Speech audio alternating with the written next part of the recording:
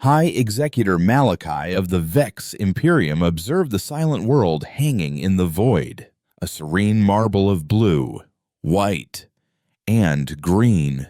He found the designation the locals used for it, Earth, to be characteristically primitive, lacking the logical syllabic precision of a Vex designation. To him, it was simply Target 734, the next acquisition in a millennium-long campaign of serene, orderly expansion. From the sterile, white command deck of the orbital flagship Certitude, the process was as clean and predictable as a mathematical proof. There would be no vulgar displays of orbital bombardment, no messy ground invasions. Such methods were for brutish, less evolved species. The Vex practiced a more enlightened form of conquest, a gentle and irresistible integration. Their primary tool, the assimilation swarm, had already been released, an invisible cloud of trillions upon trillions of nanites descending into the atmosphere. These microscopic machines were the pinnacle of Vex engineering, designed to permeate every corner of a world, rewriting biology and technology on a molecular level. They would calm aggression, neutralize resistance, and seamlessly integrate the planet's infrastructure into the Vex network. The population would feel a sense of profound tranquility, their chaotic emotions smoothed away, their purpose clarified. They would become peaceful, productive members of the Imperium without a single shot being fired. Malachi felt a familiar, subtle satisfaction as the initial telemetry flowed in. The swarm was dispersing perfectly, adhering to atmospheric models with 99.98% accuracy. He watched the holographic display, a shimmering globe of the planet being slowly suffused with a soft, silver light that only he and his crew could see. Integration commencing, he announced to the silent bridge, his voice a calm monotone. Biosignature resonance is nominal. Technological saturation is proceeding as projected. Expect full pacification within one cycle. His sub-commander, a younger Vex named Kale, gave a crisp nod, his multifaceted eyes fixed on his console. Executor, we are detecting minor fluctuations in the swarm's coherency over the polar regions. The deviation is 0.03%, but it is present. Malachi barely glanced away from the main display. The magnetic fields, predictable. The swarm will self-correct. These primitives and their chaotic world are noisy, but the logic of the swarm is absolute. It will impose order. Far below, on the planet's northernmost ice cap, Dr. Eris Thorne felt a familiar tremor of failure as his grant denial blinked on the screen. Theories lacking empirical evidence, the review board had stated. Speculative and outside the mainstream of xenobiological studies. He swore under his breath, the curse word fogging the air in the frigid confines of Arctic Research Outpost Epsilon. For a decade, he had been a pariah, laughed out of symposiums for his central thesis that life born from a chaotic, competitive crucible like Earth's evolution possessed an inherent, unpredictable resilience he termed biological insurgency. He argued that any attempt to impose a foreign, orderly system upon it would fail in catastrophic ways. He believed Earth's biology didn't just adapt, it actively fought back, co-opting, corrupting, and consuming anything it couldn't immediately overcome. Now, he was relegated to studying extremophile bacteria in ice cores, a posting that was more exile than assignment. The lights above his workstation flickered, buzzed, and then returned to their steady, sterile hum. He frowned, tapping the console. Power fluctuations weren't uncommon this far north, but this one felt different. Outside, Commander Eva Rostova kicked the tread of a snowcrawler, her breath pluming in the biting wind. The vehicle's engine had sputtered and died without warning. Its diagnostic screen, now a cascade of nonsensical glyphs that looked more like abstract art than a system error. "Get maintenance out here," she barked into her comms, "and tell them to bring the heavy diagnostic kit. This isn't a standard cold seizure." As she spoke, she noticed a strange shimmer on the pristine ice, a faint, oil-slick iridescence that seemed to crawl and shift in the pale sunlight. She dismissed it as a trick of the light, a consequence of the perpetual twilight of the Arctic winter. Her job was security, not atmospheric phenomena.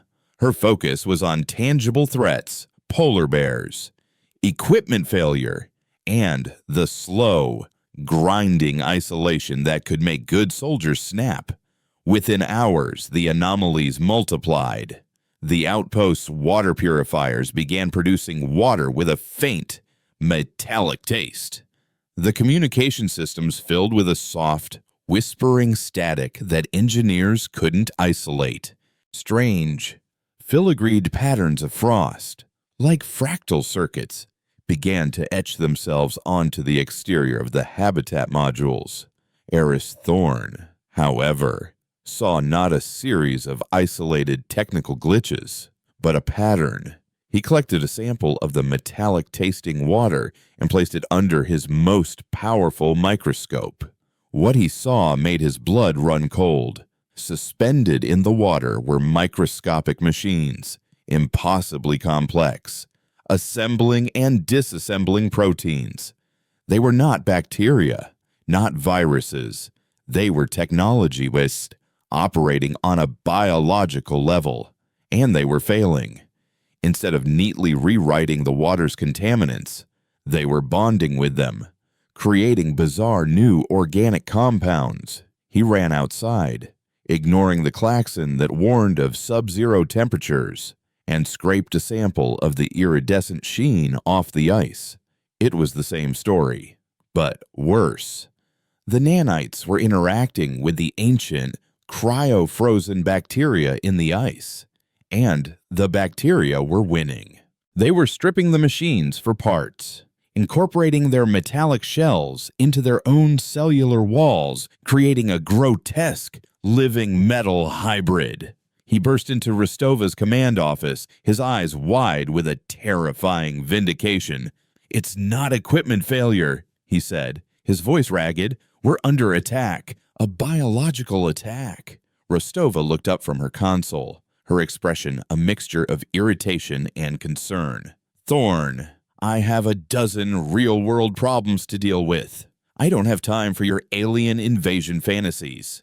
"This is not a fantasy," he insisted, slamming a data tablet onto her desk. It showed a live feed from his microscope. A single-celled organism, a simple bacterium, was methodically dismantling a nanite, its cellular wall glittering with stolen alloy. "They're here, an alien force. They deployed some kind of nanite swarm to pacify us, to change us, but they miscalculated. They didn't understand our biology, P. Our world is fighting back."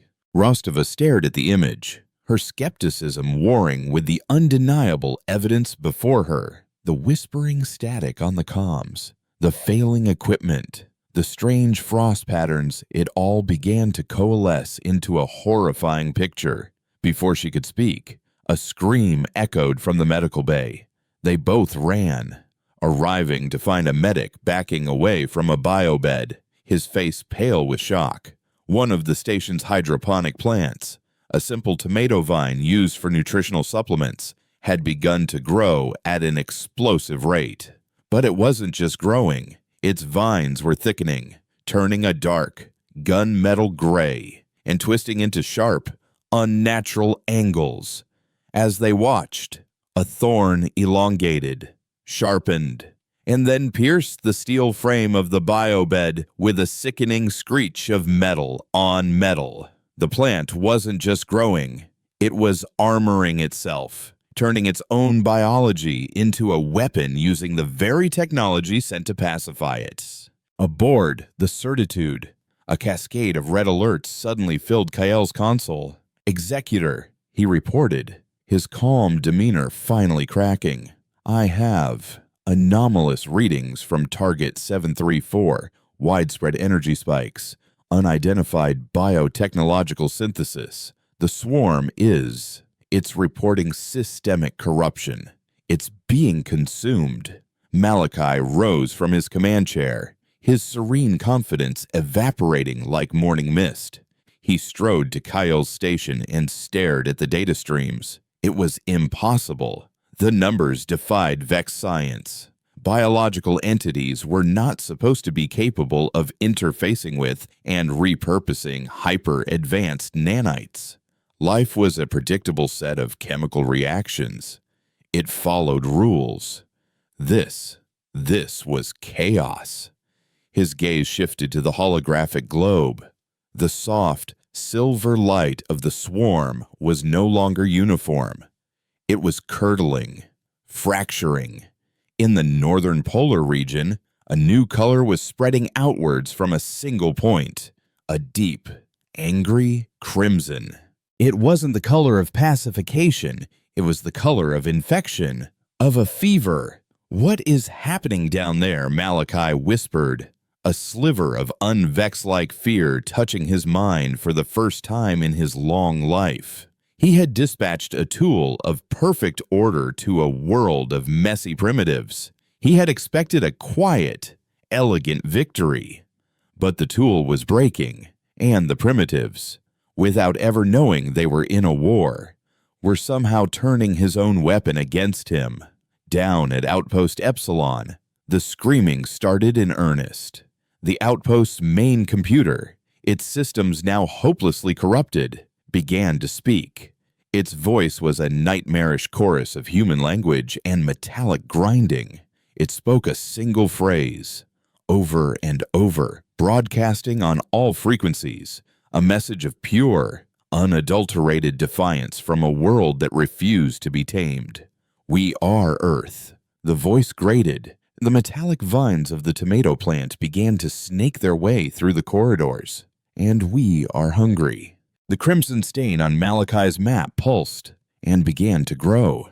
The message, "We are hungry," did not just broadcast into the void. It echoed inward, a feedback loop of terrifying self-awareness. At Arctic Research Outpost Epsilon, the world had come alive with malevolent intent. The metallic tomato vines, now thick as pythons, smashed through the reinforced glass of the hydroponics bay, their thorns leaving deep gouges in the bulkhead walls. Commander Eva Rostova reacted with the brutal pragmatism of a soldier, shoving Eris Thorn toward the vehicle bay. "Move." Now she yelled, her voice barely audible over the shriek of twisting metal and the cacophony of the corrupted station AI. Her pistol was in her hand, but she didn't fire. What was the point? The enemy wasn't an intruder, it was the outpost itself.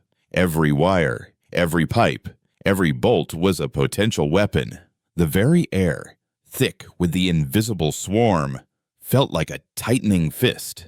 They scrambled through the corridors, the floor plates groaning beneath their feet, as if struggling to take on a new, skeletal form.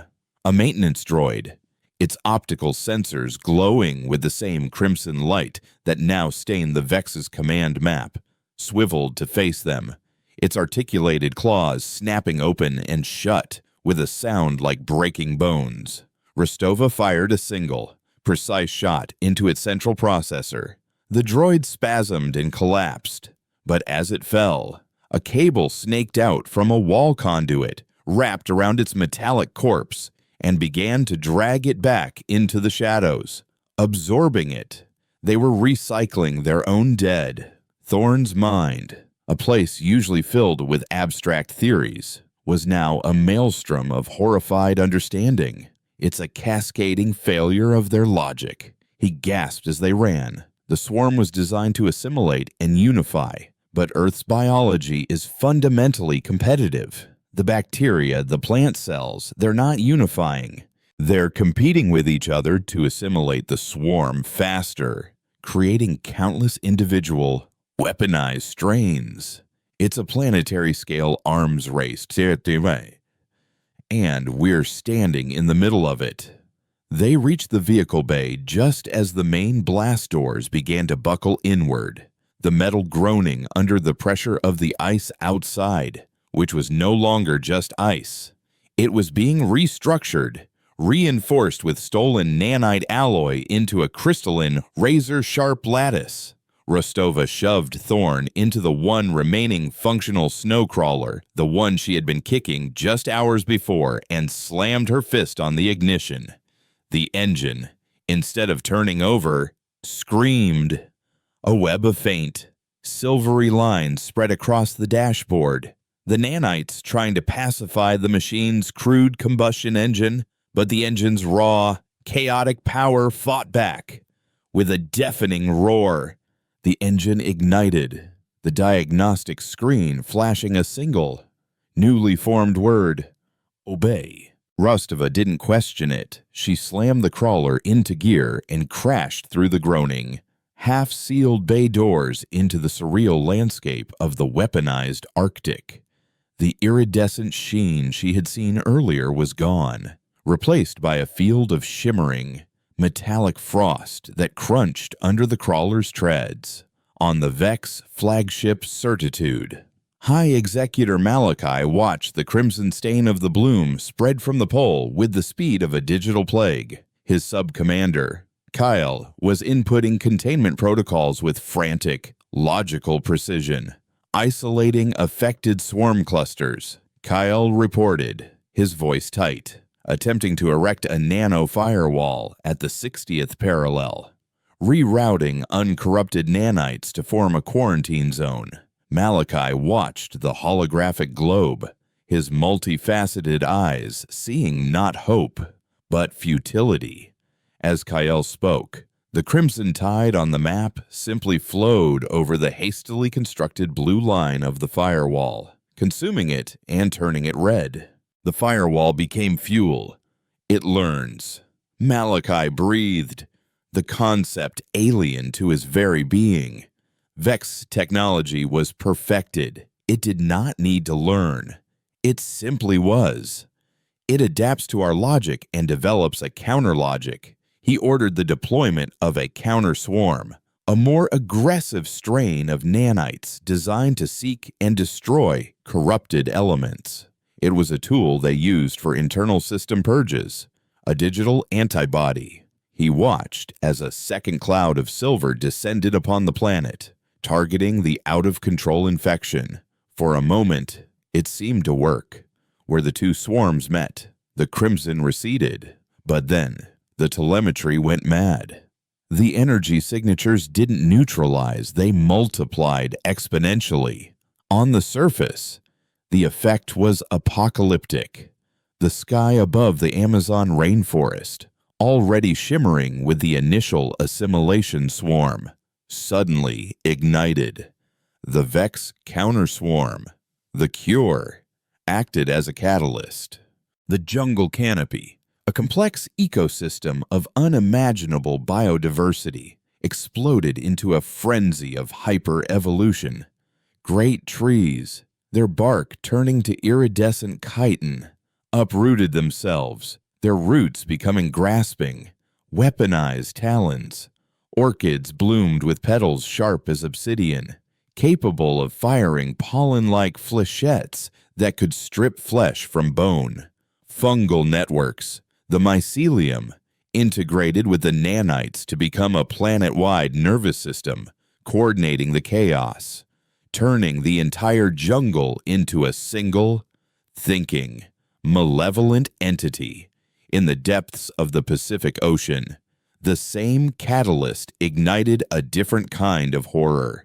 The phytoplankton, the very base of the marine food chain, began to integrate silicon from the nanites. The ocean's surface became a shimmering, crystalline skin. A blue whale, its body invaded by the warring swarms, underwent a monstrous transformation. Its baleen plates hardened into serrated blades. Its skin became a self-repairing armored hull, and the sonar clicks it used for communication deepened into powerful, concussive blasts that could boil water and shatter submarines. It was no longer a mammal, it was a biological dreadnought, a leviathan of flesh and steel patrolling a sea that was rapidly becoming its own brain. The first human cities began to fall not to alien invaders, but to themselves. In Tokyo, the initial signs were subtle. The ever-present hum of the metropolis deepened, developing an almost rhythmic cardiac quality. Then, the skyscrapers began to change. Steel support beams, infused with the living metal, started to shift and grow like bone, reinforcing the structures from within. Fiber optic cables became synapses, transmitting not data, but a cohesive, alien consciousness. The city was waking up. People on the street looked up in horror as subway trains, like giant metallic sandworms, burst from the ground, their movements no longer bound to their tracks. Vending machines sprouted spindly legs and scuttled into the shadows, their contents repurposed for some unknowable, metabolic need. A flock of pigeons descended on a statue, and when they flew away, the bronze monument had been stripped clean, and the bird's feathers glinted with a metallic sheen. Humanity was trapped. Their governments were blind. Their communication networks now the nervous system of the enemy. Their militaries were useless. How do you bomb an enemy that is also the road your tanks drive on? How do you shoot a foe that is also the air you breathe and the water you drink? The world was not being conquered. It was being digested. Aboard the Certitude, Malachi watched the failure of the counterswarm with a cold, hollow dread. He had tried logic. He had tried control. Both had been consumed. The planet below was no longer Target 734. It was a monstrosity of the Vex's own creation. It was a cancer that used his own cells as fuel. Kyle turned from his console, his composure completely gone. Executor, all attempts at pacification have failed. All attempts at containment have failed. The bloom is self-replicating and is now generating its own hybrid nanites. It's evolving beyond our technological framework. I cannot model its behavior because it does not follow any logical rules.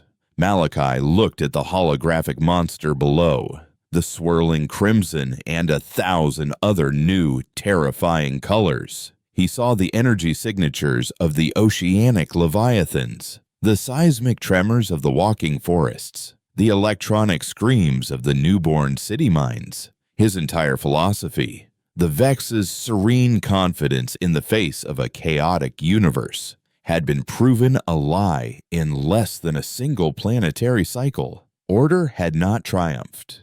It had been a meal for a far stronger, more ancient force, chaos itself. He had come here as an enlightener, a shepherd. Now, he was a pest controller, facing an infestation that threatened to consume his own house. A new emotion, one he had only read about in historical texts describing primitive, pre-Enlightenment species, began to crystallize in his mind: hatred. He turned to Kyle, his voice no longer a calm monotone, but a low, dangerous hiss. The assimilation protocol is a failure. The logic of integration is invalid when applied to this anomaly. Therefore, a new logic must be applied. He strode to the master command console, his shadow falling across the shimmering, dying image of the original swarm. If a variable cannot be solved, it must be eliminated. If a system cannot be ordered, it must be sterilized. Kale's multifaceted eyes widened in shock. Executor, you mean the Sanctity Protocol's full orbital sterilization? That is a tool of last resort about a confession of failure. It is a confession that we were wrong, Malachi corrected, his hand hovering over the activation panel. We assumed this was a world of primitives. We were mistaken. This is a world of predators, and we have just handed them knives and teeth of star steel." He looked down at the planet, which now seemed to stare back at him, a single, furious, and ravenous eye. He could almost hear the whisper from the Arctic, the voice of the planet itself, not as a plea, but as a promise. "We are Earth, and we are hungry." He pressed the activation panel. "Arm the primary kinetic batteries," he commanded, the words tasting like ash in his mouth. "Target all major biotechnological hotspots. Burn it all." The order to initiate the Sanctity protocols sent a silent, seismic shock through the sterile command deck of the Certitude. It was an admission of absolute failure, a command reserved for exterminating mindless, self-replicating technological plagues, not for subduing a biological civilization.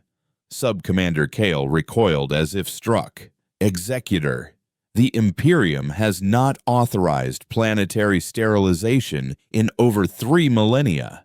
Our mandate is to expand, to integrate, not to erase.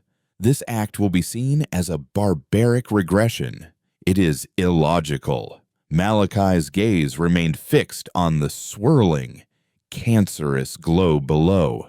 "Logic," he hissed, the word now tasting of venom, "is what brought us to this precipice.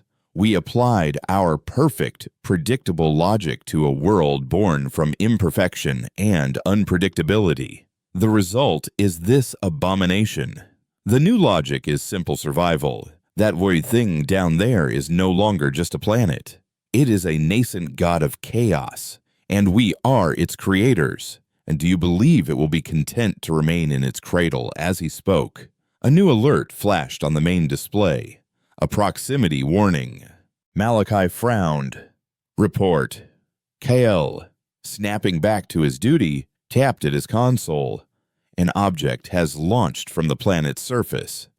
Suborbital trajectory. It's small. Single-occupant vehicle. Primitive chemical propulsion. It is not a weapon. The object was the Snowcrawler, piloted by a terrified but grimly determined Eva Rostova.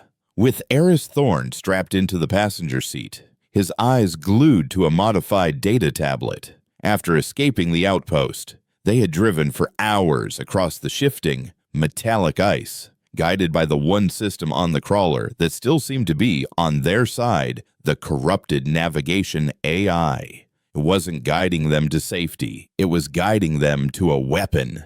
It led them to a forgotten Cold War-era launch silo, a relic buried deep beneath the ice. The silo, like everything else, had been touched by the bloom. The ancient rocket within, a multi-stage ICBM designed to carry a nuclear payload, was no longer just a machine.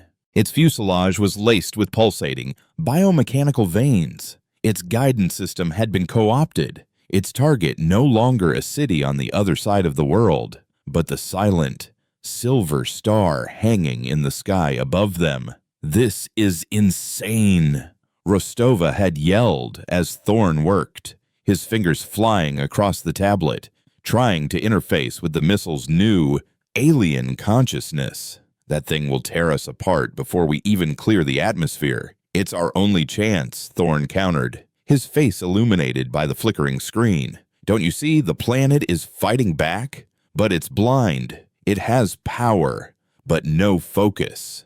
It doesn't understand that the source of the plague is up there. It's just lashing out. But we can give it a target. We can act as its eyes, its brain." The silo doors, reinforced with living metal, ground open, revealing a sky now filled with the faint, ominous shimmer of the Vex counterswarm. Rostova had rigged the crawler to the missile's payload stage, turning the vehicle into a makeshift, armored cockpit. As the rocket ignited, its roar a fusion of controlled explosion and organic rage, she felt a G-force that threatened to crush her. They were a bullet fired from a planetary gun. On the Certitude, Malachi watched the tiny icon of the ascending missile, a gesture of primitive defiance. He scoffed. Pathetic. Intercept it. But before a Vex fighter could be dispatched, something else happened. From the deep, crystalline waters of the Pacific, the bio-dreadnought Leviathan surfaced. Its massive body, now more machine than mammal, breached the waves, and the sonar organ in its head, hyper-evolved by the bloom, unleashed a focused, directional blast of pure sonic energy. The concussive wave, traveling at the speed of sound, was invisible, but its effect was devastating. It struck the Vex flagship's ventral shielding, causing the entire half-kilometer-long vessel to shudder violently. Alarms blared across the bridge. Shields at 82%, Kael shouted. That was not a weapon. It was a creature. Malachi was stunned. A biological entity had just landed a significant blow on an Imperial warship from the planet's surface.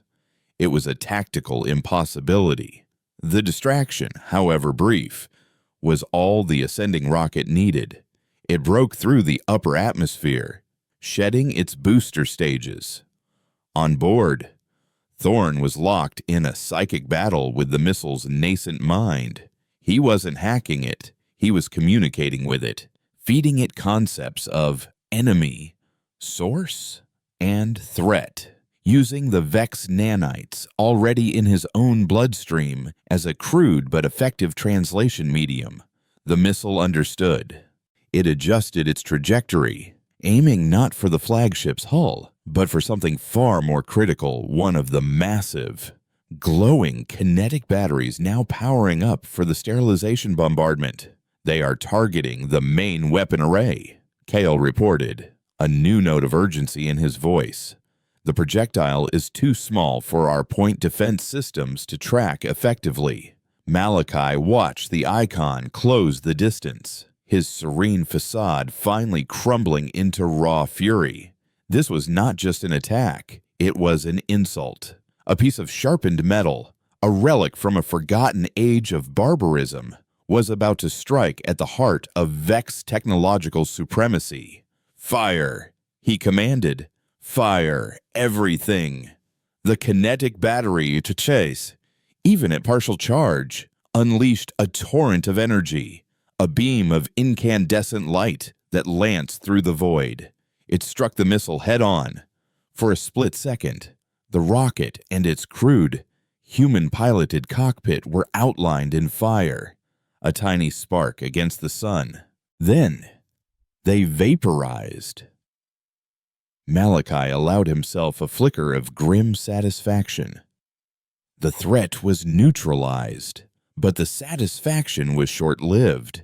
He had forgotten the fundamental nature of the bloom. He had destroyed the delivery system, but not the payload. The explosion of the rocket was not the end. It was the beginning. The kinetic beam, a conduit of pure, refined energy, had atomized the missile. Rostova, Thorn, and the trillions of hyper-evolved, competitive nanites they carried. But those nanites, designed to assimilate and repurpose, did not die. Infused with the raw energy of the Vex weapon, they underwent a final, terrifying apotheosis.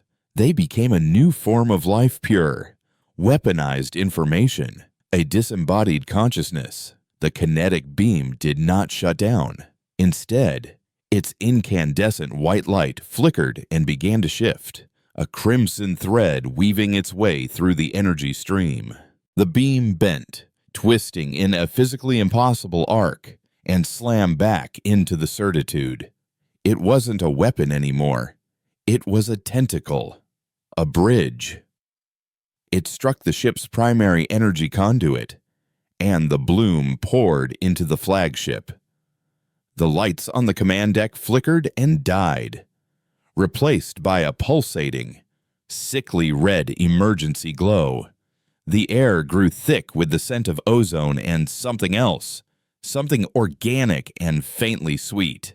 Kael screamed, a sound of pure terror, as the console before him seemed to melt. its crystalline structure reconfiguring itself into a lattice of bone and chitin from the floor grates, fine, metallic tendrils, like the mycelium of a fungus, began to spread, covering the deck in a living, shimmering carpet. Malachi drew his ceremonial energy sidearm, a weapon he had never fired in his entire life, and incinerated a tendril that snaked toward his boot. But for every one he destroyed, a dozen more grew in its place.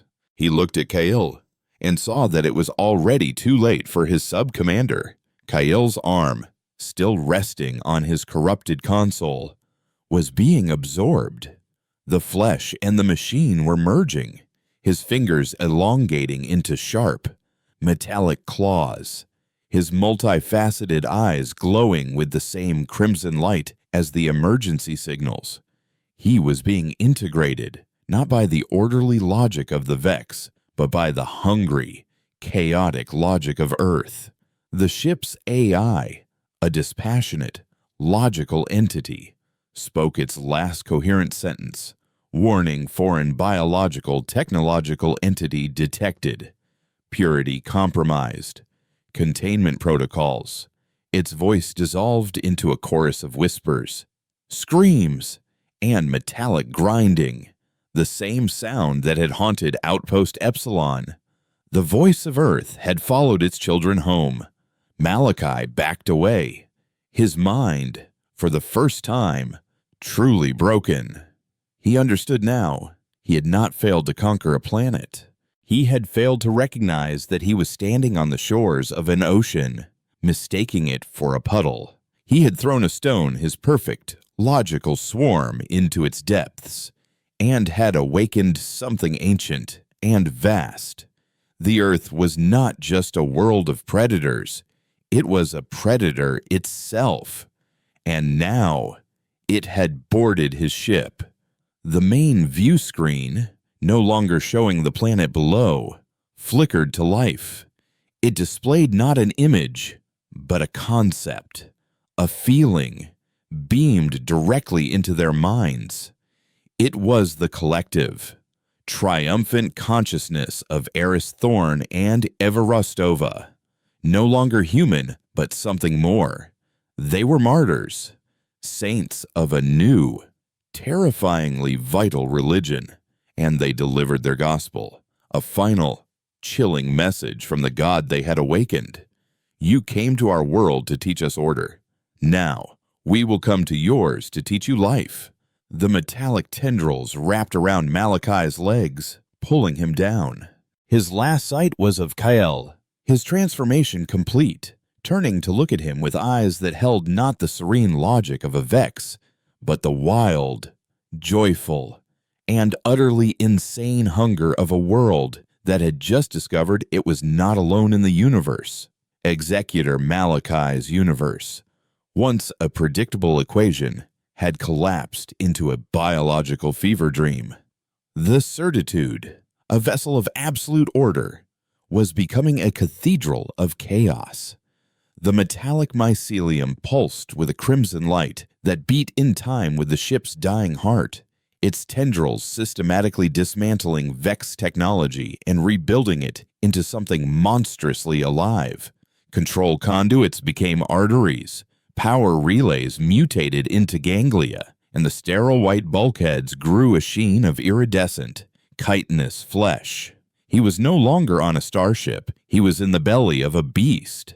His sidearm was useless. The energy blasts were simply absorbed by the spreading biomass, feeding it, making it grow faster.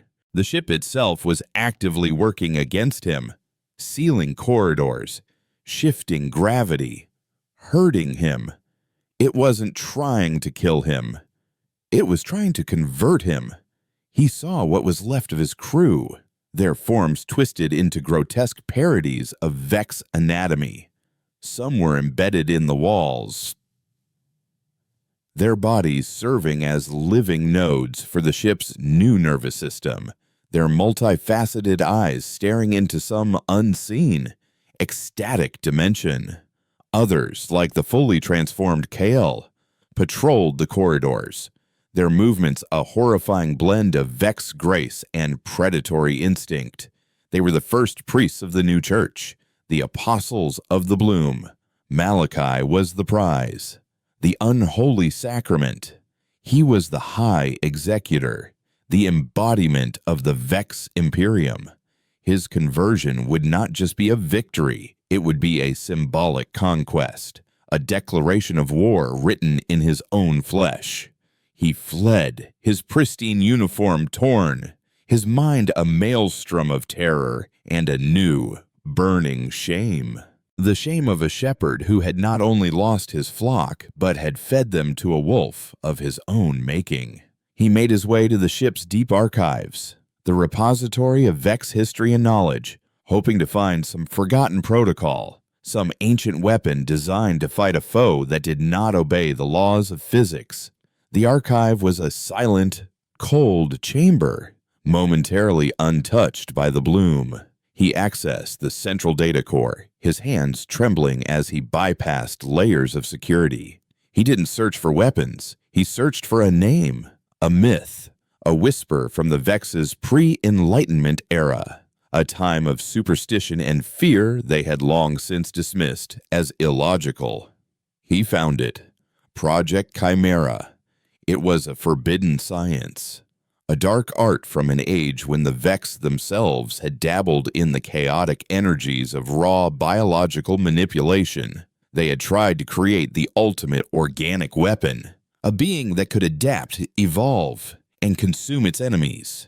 But the project had been a catastrophic failure. The creature they created, designated simply the progenitor, was too chaotic, too unpredictable. It could not be controlled. In a desperate act of self-preservation, his ancestors had not destroyed it. They couldn't. Instead, they had imprisoned it, locking it away in a stasis field on a dead, unnamed moon at the edge of the galaxy, erasing the project from all official records, a footnote in a history of perfection. Malachi stared at the coordinates, a wild, desperate hope igniting in his chest. It was the ultimate heresy, a plan born not of logic, but of pure, vengeful desperation. He couldn't defeat the bloom with order, but perhaps, just perhaps, he could defeat it with a greater chaos. He could unleash a monster to fight a monster. He just needed to get a message out. The ship's primary communication array was a pulsating, fleshy organ, but there was a secondary and short-range emergency beacon in the shuttle bay, his last, desperate chance. As he raced through the mutating corridors, the voice of the ship, the gestalt consciousness of Thorn and Rostova, echoed in his mind. It wasn't speaking in words, but in pure concepts, flooding his senses with the raw, terrifying beauty of its new reality. It showed him the Earth, not as a planet, but as an artist, painting a masterpiece of evolution on a canvas of star steel. It showed him the walking forests of the Amazon, their chitinous bark humming with a collective intelligence. It showed him the city mind of Tokyo, designing new, living architecture that scraped the sky. It showed him the oceanic leviathans, composing symphonies of sonar that resonated across the globe. It was a vision of a new genesis, a universe not of sterile, predictable order, but of vibrant, violent, and beautiful life. It offered him a place in this new creation, a role as a bridge between the old and the new. "Join us," the voice whispered, a siren song of progress and evolution. "You sought to enlighten us. Let us enlighten you. Let us show you what life truly is." For a fleeting moment, Malachi was tempted. The serene, boring perfection of the Vex Imperium seemed a pale, lifeless thing compared to the glorious, terrifying vitality of the bloom. But then, the vision twisted. It showed him the Vex homeworld, a planet of perfect crystal cities and placid, logical minds. And it showed the bloom arriving, not as an enlightener, but as a tide of flesh and hunger. It showed his people screaming as their perfect order was devoured, their serene thoughts replaced by the ecstatic, chaotic chorus of the earth. The vision was not an invitation. It was a threat, a promise. He burst into the shuttle bay. The small diplomatic shuttles were being cocooned in organic webbing, their engines being replaced with pulsating sacs. But the emergency beacon, a simple, ruggedized piece of older technology, was still functional. As his fingers flew across the activation panel, one of the transformed crew, its Vex form now augmented with scythe-like limbs and a gaping, fanged maw, dropped from the ceiling. Malachi didn't hesitate. He sidestepped the creature's lunge and fired his sidearm, not at the creature, but at a nearby coolant pipe. The pipe exploded, spraying the creature with supercooled gas. It shrieked, a sound of agony that was both organic and mechanical. As its hybrid flesh flash froze and shattered, Malachi input the coordinates for the prison moon and a simple two-word message, "Release Chimera." He aimed the tight beam transmission at a Vex military relay buoy. A desperate shot in the dark, praying the automated systems would pass the high-priority command up the chain. As the message lanced out into the void, the doors to the shuttle bay were ripped from their hinges. Kale stood there, a true archangel of the bloom, his form now a majestic and terrible fusion of Vex and Earth. Great, chitinous wings, patterned like a monarch butterfly but sharp as razors, unfurled from his back. His eyes glowed with the intelligence of a new god. He was no longer Malachi's sub-commander. He was the voice and the will of the certitude. Too late, old friend. Kael's voice echoed in Malachi's mind. No longer a whisper, but a booming proclamation. Your Imperium will not answer. They are too slow, too logical. They will debate and analyze while their doom approaches. The metallic mycelium surged into the room, wrapping around Malachi's limbs, warm and insistent. He fought, but it was like fighting the tide. The biomass did not tear or crush. It simply held him, pulling him into an embrace of terrifying intimacy. "Don't fight," Kale's voice soothed, as Malachi was lifted into the air, the tendrils beginning to merge with his flesh. "We are not your end. We are your apotheosis. You will be the first. You will be the ambassador to a galaxy that is about to be reborn." As the transformation began, as his own logical Vex DNA was cracked open and rewritten by the chaotic code of Earth, Malachi's last coherent thought was a prayer, a desperate, illogical plea to the monster he had just unleashed upon the galaxy. He had lost. His people were doomed. His only hope, his only revenge, was that the progenitor would be as hungry as he remembered. He had failed to sterilize the Earth. Now, he prayed for a different kind of sterilization, a plague to fight a plague, a war of monsters that would burn the galaxy clean. His consciousness dissolved into the ecstatic chorus of the bloom, his final prayer lost in the song of a new and very hungry God. The message, "Release Chimera," arrived at the Vex High Command on Vexia, not as a distress call, but as a line of heretical code injected into the heart of their logical empire. For 3 full cycles, the Supreme Council debated. An order from a decorated high executor, transmitted from a vessel that had gone completely dark, containing a command that violated every tenet of their enlightened, sterile philosophy.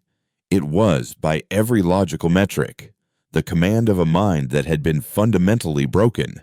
They dispatched scout ships, swift, silent vessels designed for observation, to investigate the anomaly designated Target 734. Their mandate was to gather data, to model the situation, to restore order to a flawed equation. What they found was not a flawed equation, but an entirely new form of mathematics, one written in a language of unrestrained, cancerous life.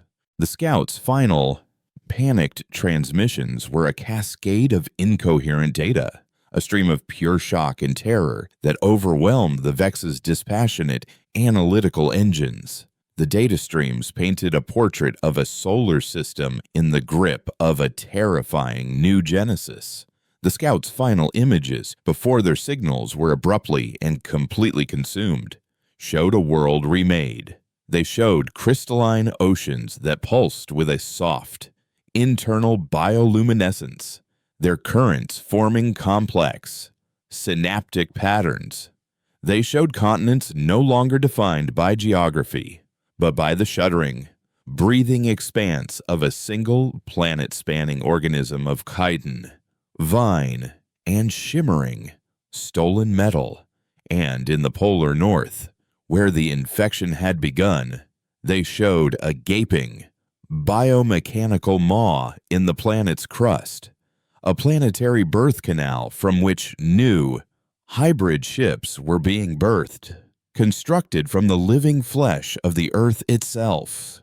The last and most horrifying image the Vex Command saw was of the flagship Certitude. It was no longer a pristine vessel of silver and white, but a living arc of crimson and black, a biomechanical leviathan whose hull crawled with organic architecture and pulsed with stellar-scale hearts.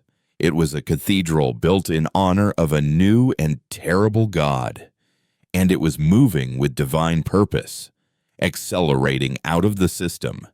Its destination was plotted on every Vex tactical display, an arrow of pure biological intent pointed at the heart of the Imperium, the home world of Vexia. Panic, an emotion the Vex had logically engineered out of their society millennia ago, began its illogical, agonizing return. Logic had failed. Observation had failed. Their serene confidence was a lie, faced with an existential threat that their science could not model and their weapons could not fight. The Vex Council, in a final act of cold, calculated desperation, ratified Malachi's final, insane command.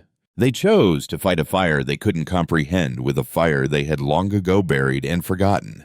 In a desolate, unnamed sector at the absolute edge of the galaxy, the prison moon received its first and only order in 3,000 years. The stasis field, a perfect cage of pure energy that had held its prisoner in a state of suspended non-existence, deactivated.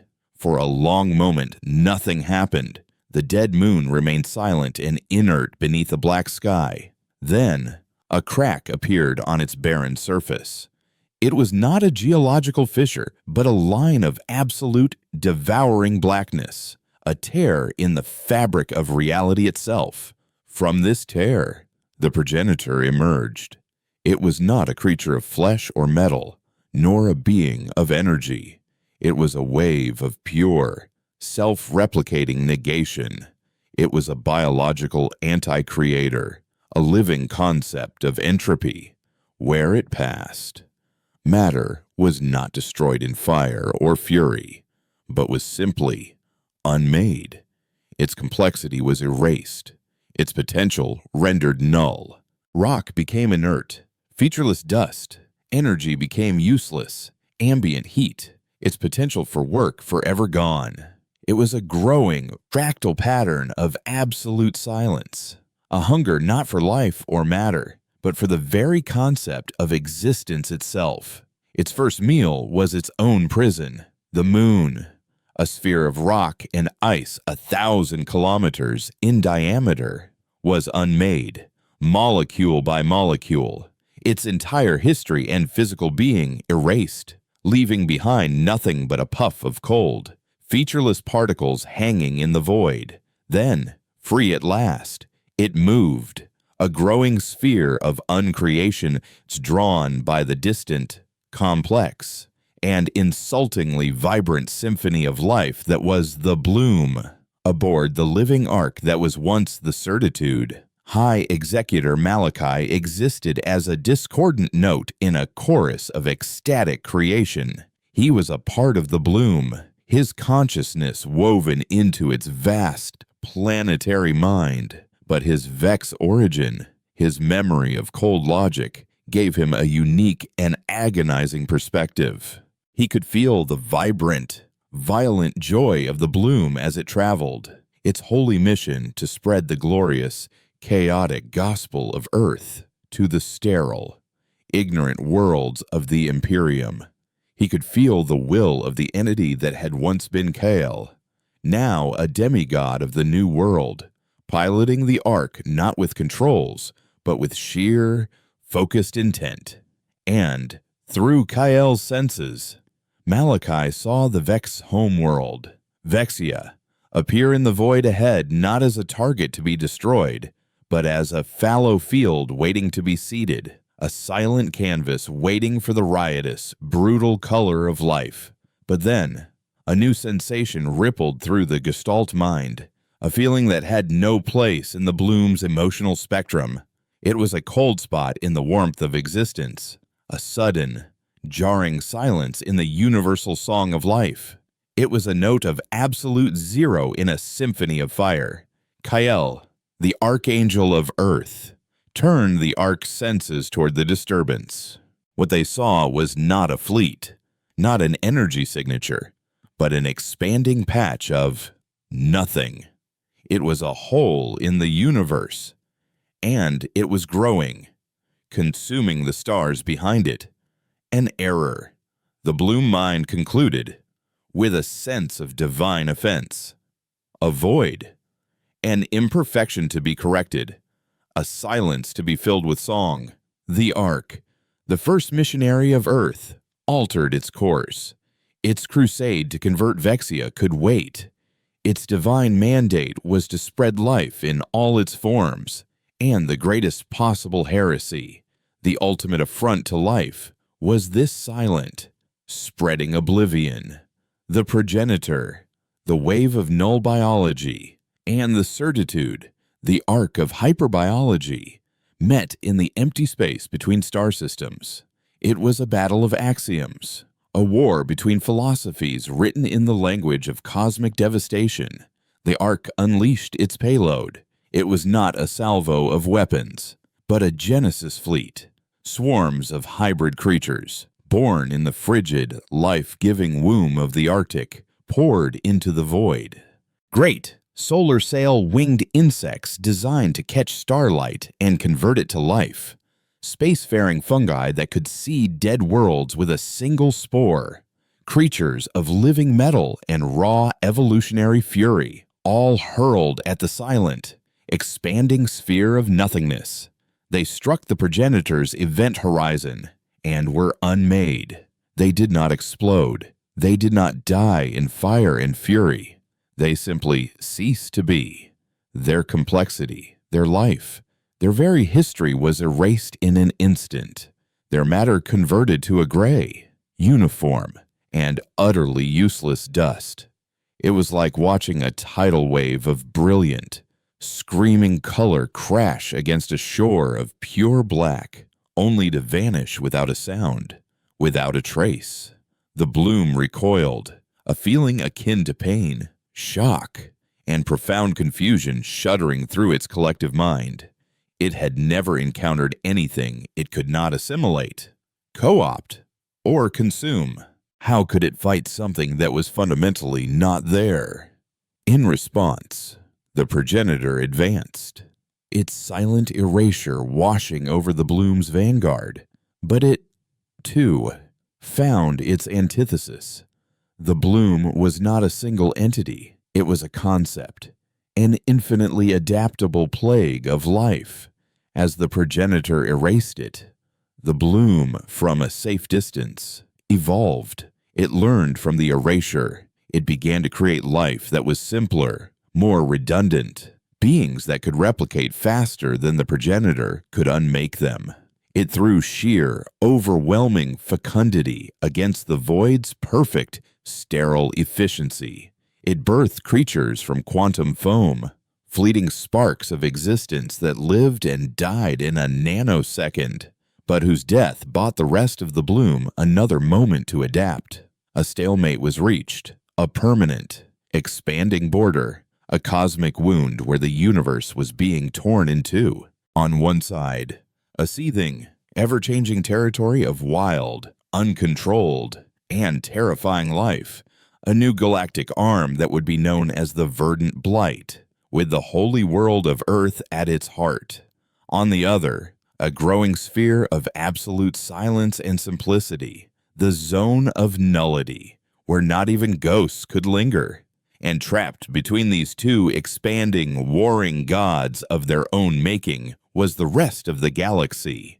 The Vex Imperium, its homeworld spared but its destiny shattered, was now a minor power, a silent kingdom cowering behind its fortified borders, its perfect logic now a fragile shield against the two warring insanities that defined the new cosmos. And Malachi, the architect of it all, endured. He remained a part of the Bloom's great chorus, his consciousness a ghost in the living machine, a witness to the endless war. He was no longer a Vex, his body and mind remade by the Earth, but he was not of the Earth. His memories a permanent, agonizing record of the order that was lost. He was the only being in the universe who truly understood the nature of the three great forces. He had seen the sterile perfection of order fail. He had been consumed by the glorious, cancerous vitality of life, and he had it, in his final act of spite, unleashed the horrifying peace of nothingness. From his prison within the Bloom, eternally cruising the border of the great war he had started, he looked out upon the new galaxy. His people had not been conquered. They had been rendered irrelevant, a footnote in a battle between a song and a silence. His final, eternal thought was a monument to his failure and his victory. The universe was no longer a silent equation waiting to be solved. It was a scream and a song, and he was the only one left who could hear both.